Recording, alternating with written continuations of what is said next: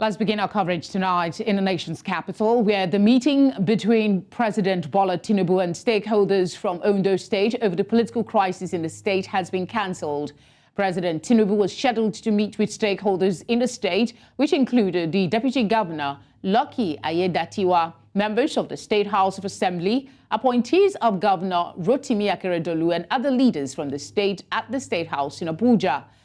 The meeting, slated for 2 p.m., was meant to put to bed the crisis which had engulfed the state involving Akeredolu and his deputy, with the Assembly commencing impeachment proceedings against Akeredolu. Some members of the Assembly had finalized plans to declare Aiyedatiwa as acting governor before President Tinubu called for the meeting today. To look at the crisis engulfing the state, we're joined now by a political analyst, Olonimoyo. Thank you very much, Henry, for giving us your time. Good evening. Thank you. All right, let's start with the basic and understanding of what the core issues fueling the political crisis in Ondo State are. Yes, it's been a long drawn saga now. The information we got today was that there was supposed to be a meeting of stakeholders, particularly members of the State House Assembly, meeting with the President. And I want to also believe that it was as a result of the clarion call that the Forum of Ondo State Elders made, particularly to the President. I'm talking of Chief Felicity and some other well-meaning elders in the state, asking the President to intervene in the matter. And so for me, I think it's a very good one. More so that we are talking of the President being from the same political party as the party in power in the state. I believe it should be a party affair that should be sorted out very, very quickly. Because as it stands now, people are really worried. People believe that we have not heard from the governor for months now, and then why is the deputy governor not acting as governor if the governor is not on ground to carry out his duties? At some point, we thought the governor has returned to the state. Are you saying that's not the case now? To the best of my knowledge, the governor has not returned to the state. And we know our governor to be a very outspoken, very lively, agile man. So if there has been a long-drawn debate, public debate about where he is, why he's not speaking, has been happening for months now, and I've not had him climb below the rostrum to tell us, oh, I'm here, and to even a recorded speech. We have not gotten one. And then the Federal Executive Council meeting that I held earlier this week, I'm not sure anybody represented the state, not to talk of saying the governor will represent the state. So the governor is not around, and then the longer he is not around in the state, the more the tension and counter allegations begin to fly around, and which is not good for governance and ultimately not good for the people of the state. Considering the seriousness of the situation that you've highlighted, what do you think is behind the cancellation of the meeting between President Bola Tinubu and stakeholders from the state over the political crisis? I won't be able to say exactly what could be responsible, because for me, all parties, I'm sure, would have been happy that the president was wading into the matter.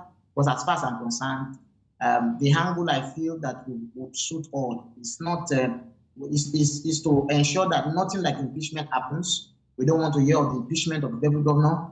We also do not want to hear about the impeachment of the governor. The governor is recuperating from his ailment. The deputy governor is alive, ill and healthy also. Let him begin to operate as the acting governor. And when the governor is fit enough to take over the reins of power, he can simply come back to the state and complete his tenure. That's what we want. So, I want to believe maybe something happened. Maybe some parties were not present or something, or maybe there's an emergency that came up.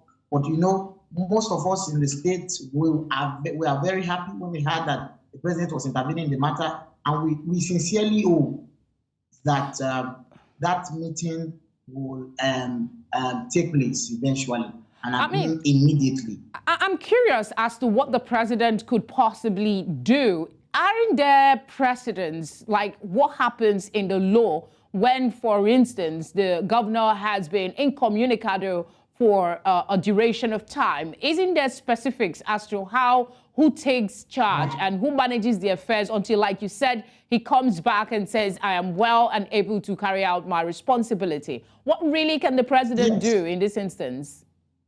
Yes, there are. The law is clear, but you know, in the way we practice our politics as a country, that there has been so much room and leeway for political opportunists to take advantage of a vacuum or a gap. Also, to put into cognizance that next year, November, will be the election for the next governor of Ondo State.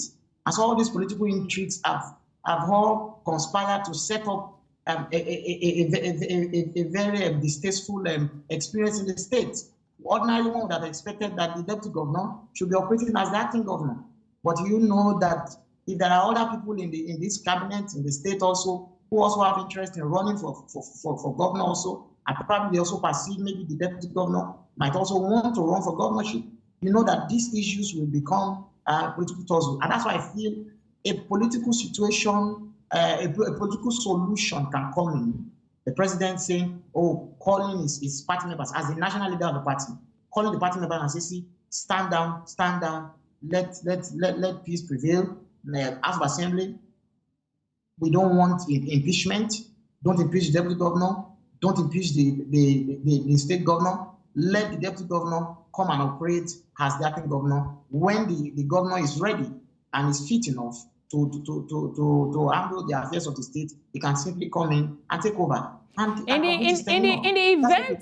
event that the meeting with the president doesn't happen, there are factions that are saying, on the one hand, they want to impeach the deputy governor, and then there are those who are saying they want to swear him in as acting governor. What are the likely scenarios in the event that the meeting with the president does not hold? I still want to strongly believe that the meeting will hold, because the meeting is coming just immediately after Ondo State elders had then called the president to intervene. Shifube Fashion is a well-respected elder statesman, not just in Ondo State, but all across the nation. And even when Mr. President was planning to become president, he was on record that he visited Ondo State, particularly to the private residence of Shifube Fashion before he started his campaign. And so he is clearly a person well respected that even the president holds very high. And I'm sure that is why the president has decided to wade into the matter. So I still believe it will happen. But again, what are the likely scenarios? Now we are beginning to hear that impeachment is not just likely for the deputy governor. We are beginning to hear that, yes, it's possible that there could be impeachment for the state governor. And also, we also now know that there's a very significant amount of the members of House of Assembly who are loyal or who have decided not to have any hands, any part to play as far as the impeachment of the deputy governor is concerned.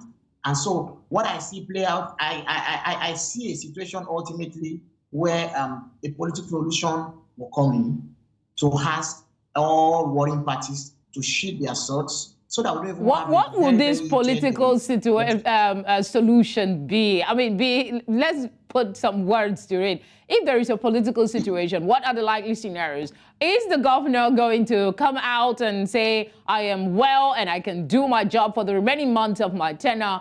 Or the political solution would likely involve the deputy governor being sworn in as acting governor for the duration for the rest of the tenure. What political solution do you see playing out? Okay. Thank you. If the governor could actually come out and speak now, would have spoken since yesterday. What it tells us that it's probably not in a situation and in a condition where he can speak to us publicly.